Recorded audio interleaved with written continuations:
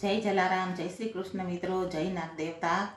મારું નામ ઉષાબેન રાજા, માનવદર તાલુકા, લોહાણા મહાપરિષદ સેક્રેટરી. આજ રોજ અમારી રઘુવંશીની એટલે કે લોહાણાની નાગપંચમી હોવાથી અમે આજરોજ ખૂબ જ પ્રેમથી નાગપૂજન કર્યું છે. અને તમે જોઈ શકો છો મિત્રો કે આ અમારું નાગપૂજન સૌથી અલગ રીતે હોય છે. જેમ કે મગ છે, ચણા છે, બાજરી છે અને શ્રીફળ છે.